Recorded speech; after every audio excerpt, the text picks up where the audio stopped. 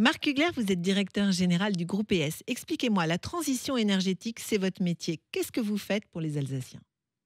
Une transition, c'est d'abord de passer d'un état A à un état B. Il nous faut modifier nos comportements pour consommer moins, consommer mieux et probablement consommer plus durable.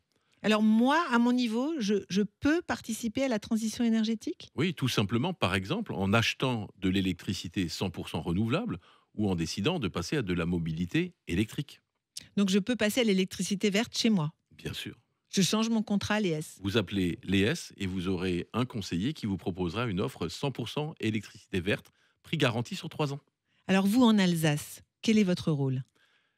ES est un moteur du territoire. Il investit beaucoup sur ce territoire, il emploie plus de 1000 salariés et aide les Alsaciens à transformer leur mode de consommation. Nous conseillons nos clients à consommer moins, par exemple lorsqu'ils font des travaux à leur domicile pour mieux les isoler, pour mieux les éclairer, pour mieux les insonoriser, mais aussi lorsque l'on conseille les hôpitaux, l'habitat social, les entreprises à faire des choix d'équipements et de matériel qui réduisent la consommation. Finalement, c'est un acte citoyen de passer à l'électricité verte. Si nous voulons préserver la planète et assurer un avenir sympathique à nos enfants, il faut que nous changions nos modes de consommation, qu'on consomme vert, qu'on dépense moins, qu'on jette moins de déchets. Tout ça, c'est important pour tous. Alors, je crois également que vous faites un gros effort dans ce qu'on appelle la mobilité douce, c'est-à-dire la mobilité électrique. Aujourd'hui, c'est la mobilité électrique. Demain, peut-être la mobilité avec l'hydrogène. Mais aujourd'hui, il faut inciter nos concitoyens à se déplacer d'abord en transport public et ensuite, lorsqu'ils sont dans des modes de transport personnels, choisir les nouveaux modèles de véhicules électriques, éventuellement les hybrides rechargeables. Alors, vous allez mettre des bornes un peu partout?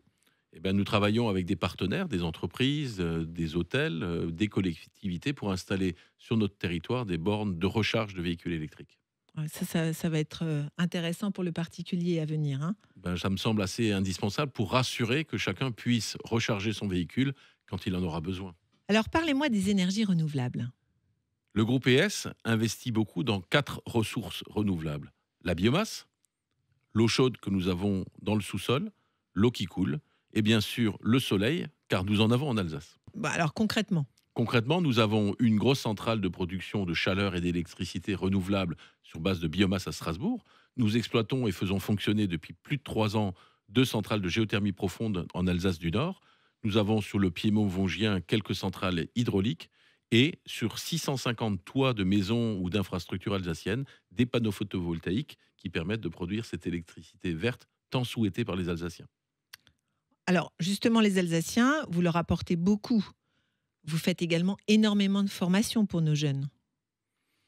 Une entreprise qui emploie 1300 salariés, qui génère du travail pour environ 1000 autres personnes sur le territoire, a un rôle de formation et de préparation de l'avenir.